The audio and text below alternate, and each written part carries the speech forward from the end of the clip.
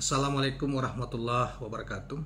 Kawan-kawan sekalian, kembali kita berjumpa di Jejak Semesta 65. Semoga kita semua dalam keadaan sehat walafiat, selalu dalam lindungan dan pertolongan Tuhan Yang Maha Kuasa.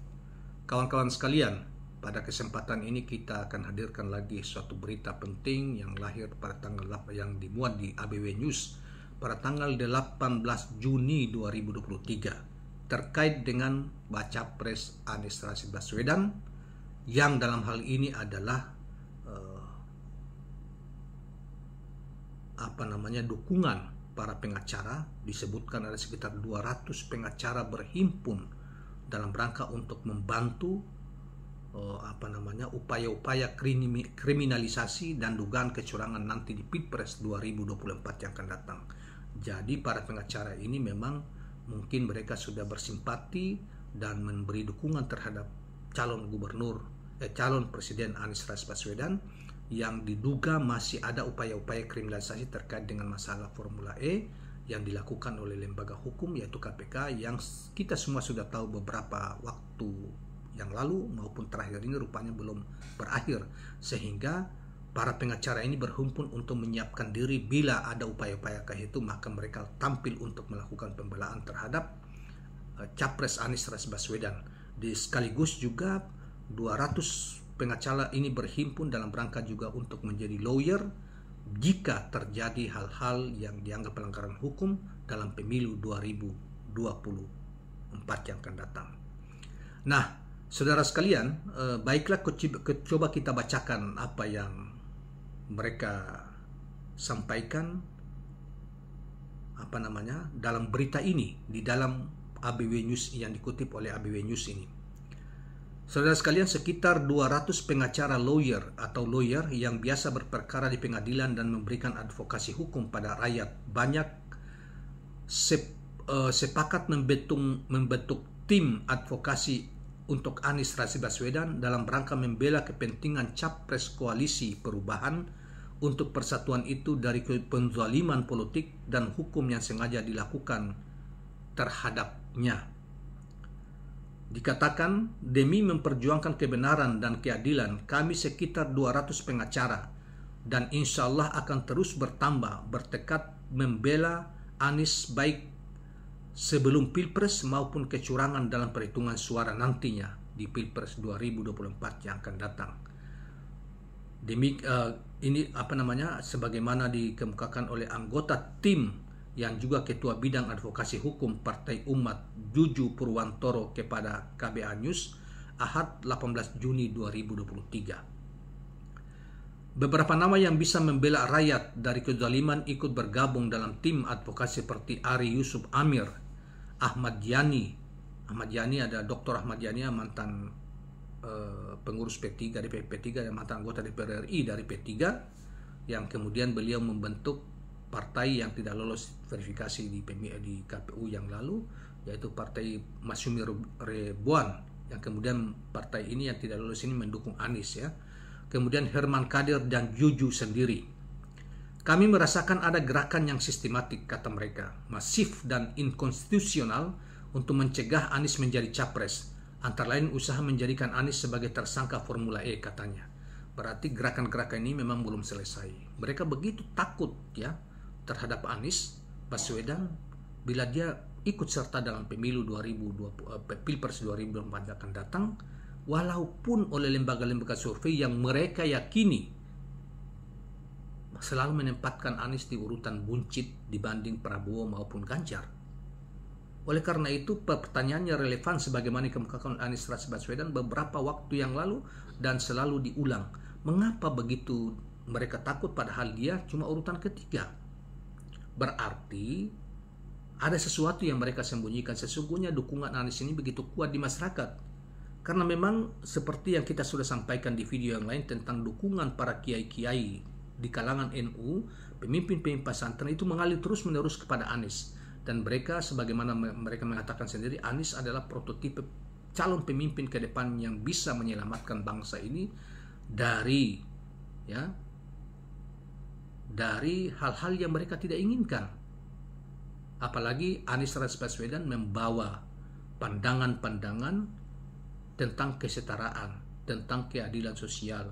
Anies begitu peduli terhadap rakyat kecil, dan pasti mereka tahu bahwa Anies memiliki pengetahuan yang sangat luas tentang pembenahan terhadap bangsa ini dan cara-cara untuk meningkatkan kesejahteraan masyarakat. Oleh karena itu simpati ke arah Anies itu begitu luas sehingga mereka takut.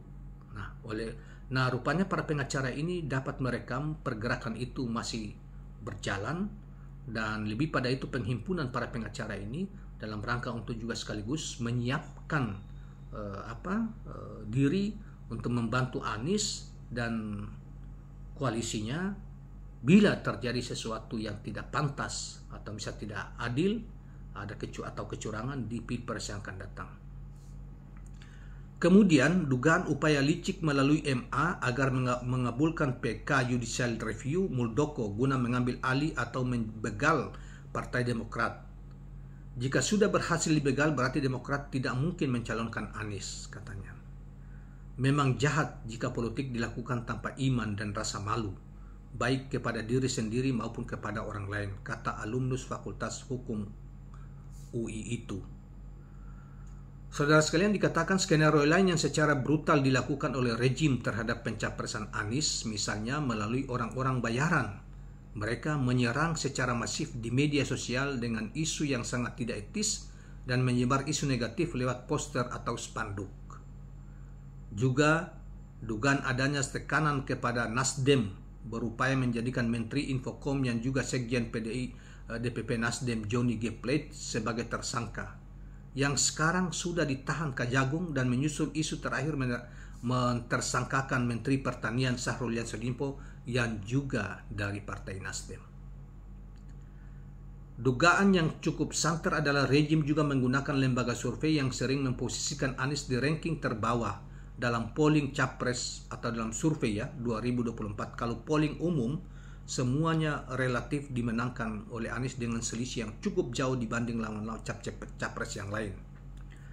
Saudara, survei itu dibuat secara kasar dan sengaja. Masyarakat menilai para lembaga survei itu memang dibayar untuk mengecilkan Anies, katanya.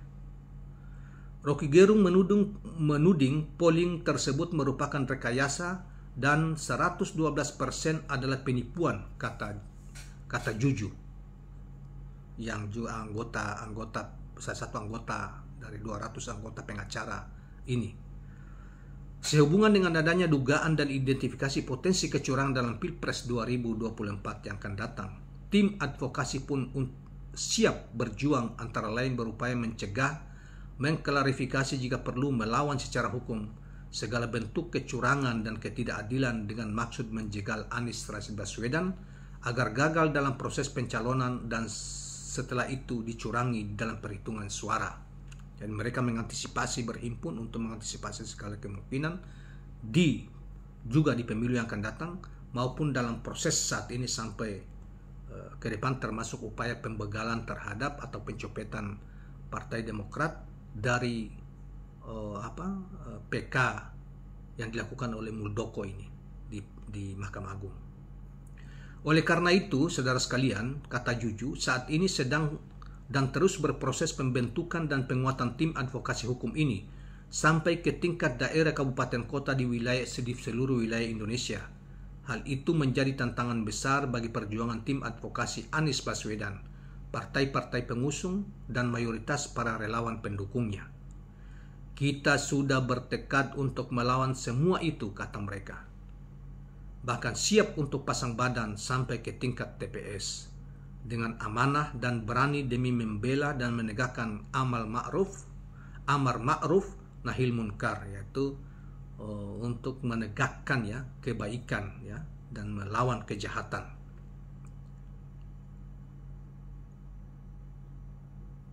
Yaitu termasuk juga melawan segala ketidakadilan dalam proses Pilpres agar sesuai dengan peraturan perundangan yang berlaku. Maksudnya mereka mengawal supaya Pilpres ke depan, pemilu ke depan itu sesuai dengan peraturan perundang-undangan yang berlaku. Artinya berlaku jujur, fair, dan berkeadilan. Itulah yang mereka inginkan. Nah, oleh karena saudara sekalian, saya kira upaya-upaya untuk membela Capres Anies Baswedan, termasuk juga mendukung, ini nyaris di hampir seluruh lapisan masyarakat. Ada yang dalam para kiai-kiai setiap saat berkumpul untuk saling mengingatkan, selalu mendoakan kemudahan bagi capres mereka dan perjuangan mereka. Capres mereka tentunya yang kita maksud adalah Anies Baswedan, seperti mana kita juga sampaikan di video-video yang lain. Kini dari kalangan pengacara telah juga bersepakat mengawal Anies Baswedan dari kemungkinan kriminalisasi hukum dan kemudian upaya penggagalan dia melalui pencopetan Partai Demokrat, di mana Muldoko melakukan PK di Mahkamah Agung. Kemudian kalau itu tidak berhasil mereka lakukan, misalnya Muldoko kalah dan tetap Anies melaju, maka mereka pun tetap mengawal suara Anies sampai ke tingkat TPS dan menjadi pengawal bagi suara-suara Anies bila dicurangi, bahkan bila dicurangi di dalam Pilpres yang akan datang.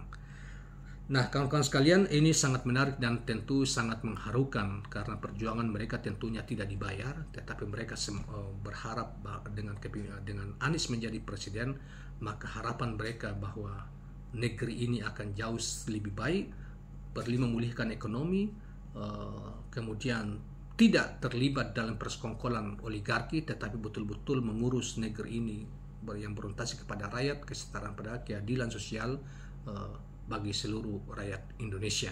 Itulah harapan mereka dengan idealisme yang begitu mereka kobarkan, tentunya dalam rangka untuk kebaikan bangsa ini dengan pemimpin yang jujur, pemimpin yang merayat, pemimpin yang cerdas dan memiliki akhlak yang baik atau perilaku yang santun, perilaku yang baik sesuai dengan harapan mereka. Demikian kawan-kawan sekalian, jangan lupa subscribe, like, dan share channel ini. Assalamualaikum warahmatullahi wabarakatuh.